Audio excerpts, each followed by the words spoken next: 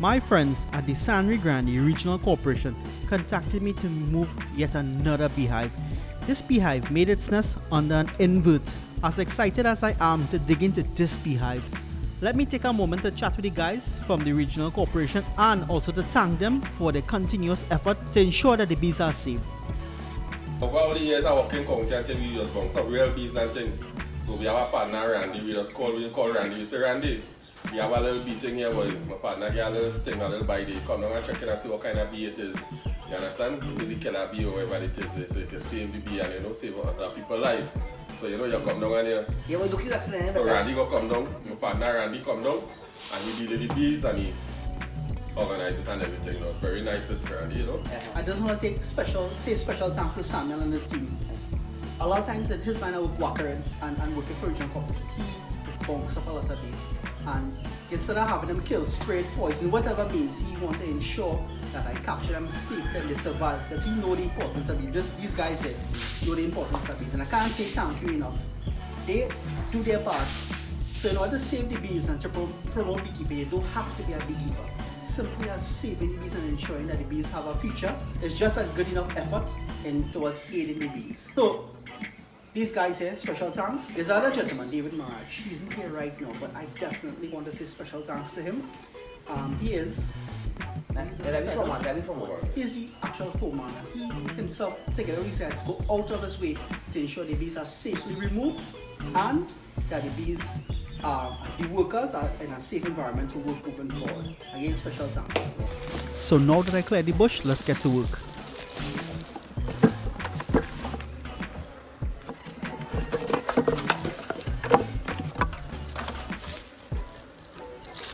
Here we have the first piece of comb. Nice, beautiful white piece of comb. The coloration of these combs tells me that this hive hasn't been here too long. And now the second piece of comb. In this comb you can see a lot of pollen. A lot of pollen, which is good protein.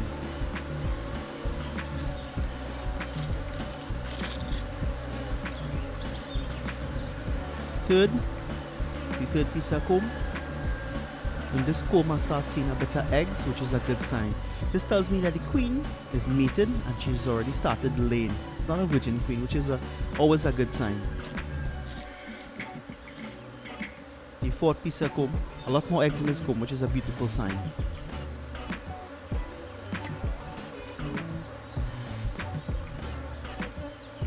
And the fifth and final piece.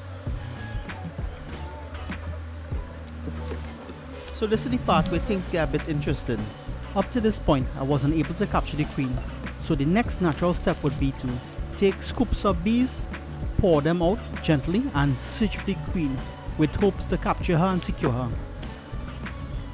So I set up this inner cover to pour them onto to check for the queen. And in this process, the handful of bees will spread and it'll give me a better chance to see and capture the queen. This is my first handful of bees. As you can see, they spread apart. Most of them fly into the air. No sign of the queen.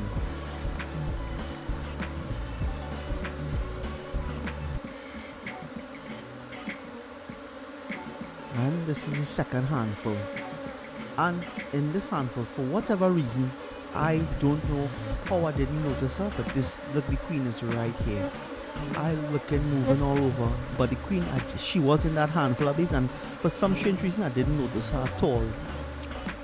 When I moved the board to look, she took flight, and then this is me looking all over for her. Catching the queen is very important in my operation, and unknowing to me, this was the first chance I had at her, and she eluded capture. I didn't even notice that she was there, and I never would have known if it wasn't for the camera. So I took the next 5 minutes looking for the queen. I checked all the places that she could have potentially been, all the clusters below the box, and at this point I was starting to get very worried that she might have flew up in the air and left with some bees. In my early years of beekeeping, this had happened to me a lot of times. It turned a simple wild hive capture or swarm capture into a big disaster, which is why I put extra emphasis and focus in capturing the queen as soon as possible. I decided to progress forward and tie up the combs and prepare the frames When that is finished, I would come back and continue to look for the queen in the hopes of capturing her. But again, unknowing to me, if not for the camera footage, I would not have known that the queen parading around herself showing off, and I am none the wiser. Again, if not for the camera footage. So she's probably saying to me, catch me if you can. The 5 pieces of comb were all so small that they all fit on one frame with very, very little cutting. Putting this together was an easy and quick run. I used thread to secure them to the frame to ensure they don't fall out. Here we go, a completed frame. Finally, I saw the queen. She has a very nice size, bright orange in color. She looks very healthy. I can't see any physical deformities. She looks very nice and beautiful. Now, time to capture her.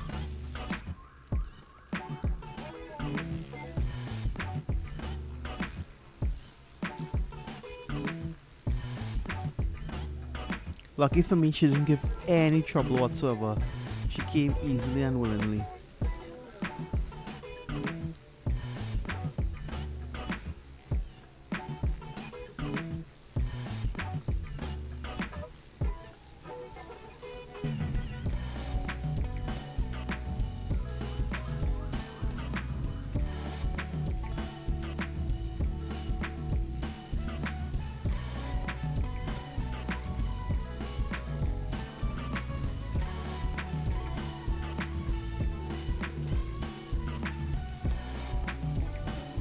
Now that the combs are tied up, it's time to reassemble the hive. I place the queen in her cage on the bottom of the frame like this.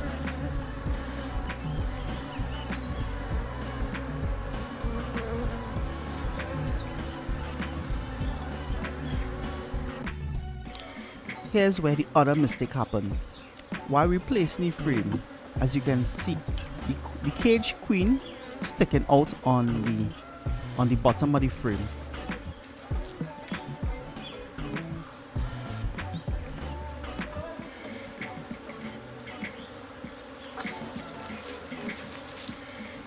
I mistakenly opened the queen cage. So now I realize the queen got away, so I have to try to catch her again. So yet another time, the queen tried to get away.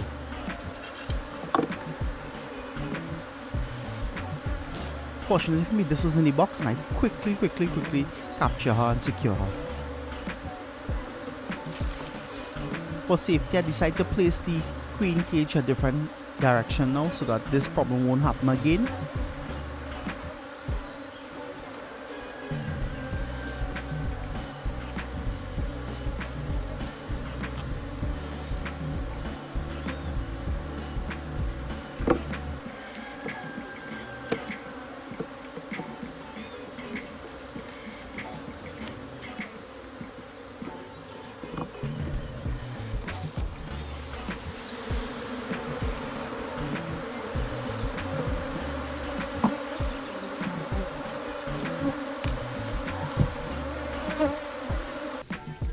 Finally, another hive safely secured and ready for a new home. Here are 2 more swarm removals for you to enjoy. Please like and subscribe, guys.